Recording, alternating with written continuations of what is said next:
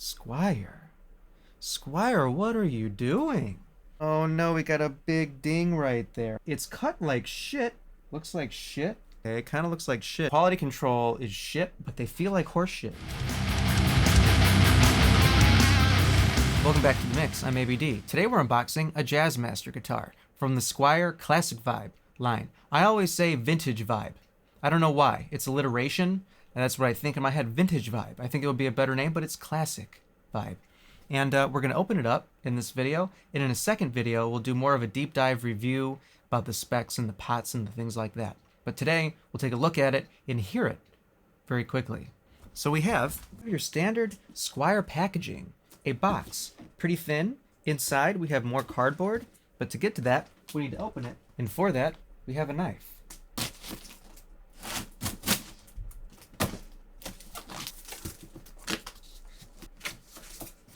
And then we have the guitar itself wrapped. We pull it up and we have another piece of cardboard. So I lied, that holds the neck in place. And then I would imagine there's one more at the very bottom to hold the body in place. And we can pull the guitar out and right away, it's pretty light. It's a poplar body on this Jazzmaster, but we'll take a look at that after we take the rubber band off. And now we can get to the moment we've all been waiting for.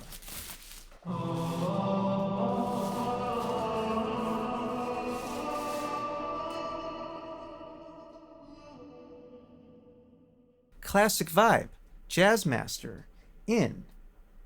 Oh no, we got a big ding right there. How does that even happen? Oh, there's a big ding in the box.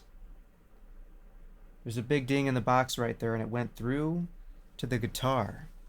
Nice ding in it. Oh man.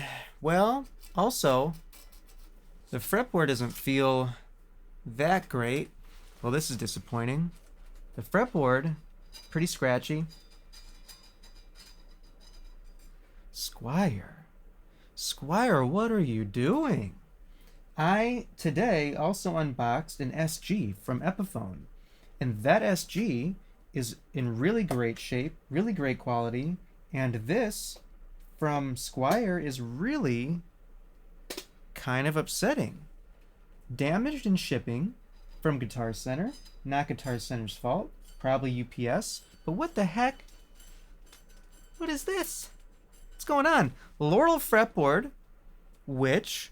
So here's the thing. The fretboard looks pretty good. It's a little dry, but it's a pretty nice piece of Laurel. It's cut like shit.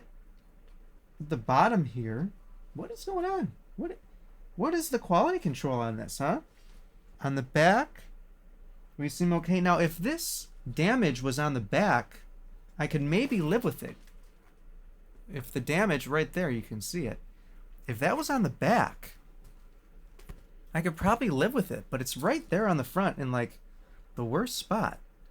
But then I probably wouldn't be too keen on keeping it anyways, because this is one of the worst feeling fretboards I've felt in a minute, especially from Squier. Well, the pots feel okay.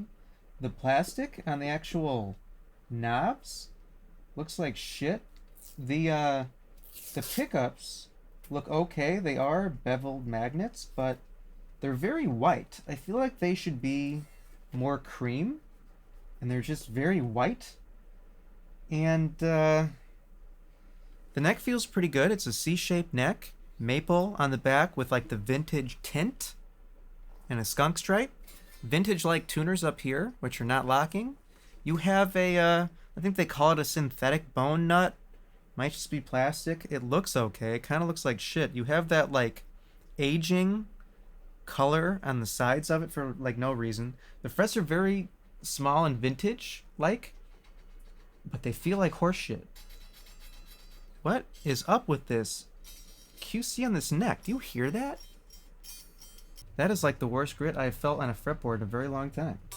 The setup might be okay. The action is very low. Well, disappointing, but we'll plug it in to a tube amp to hear what it sounds like very quickly. And then I guess we can review it in a part 2, but very upsetting. Tune it up, plug it in, and we'll wrap it up. Well, there's fret buzz, so it needs to be set up a little different. These strings feel awful. Okay. Yeah, ton of fret buzz. So it's not set up well, and the frets may not be level either. But, you know, that's why I bring you an honest review here. I bought this guitar. It was not sent to me.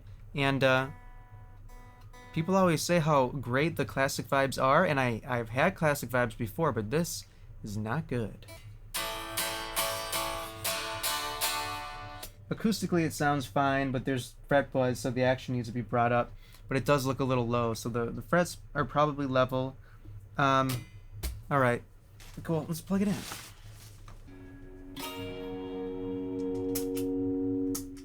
Okay, no pedals. On clean channel on the neck.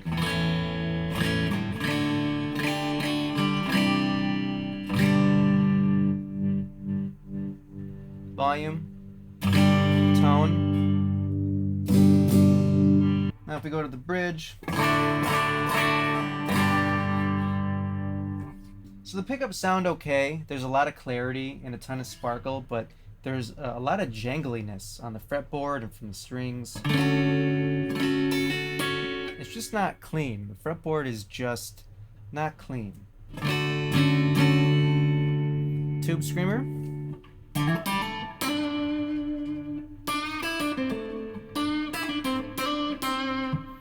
And I know a Jazzmaster is not really for distortion, high distortion stuff, but in ultra metal distortion you get this.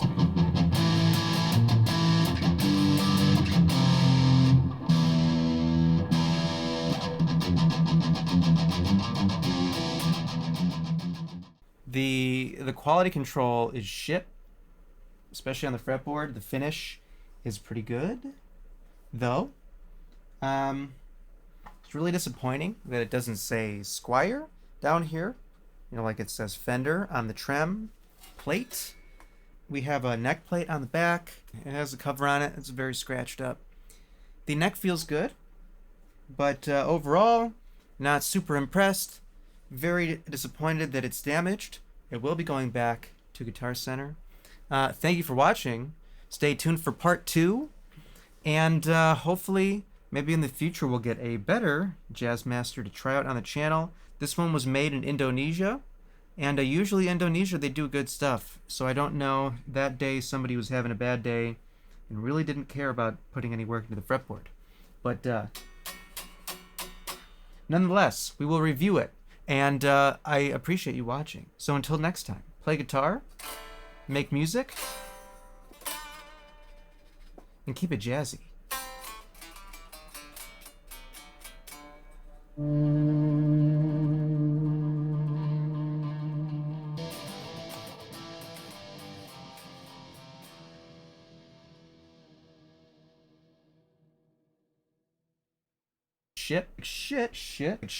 Shit.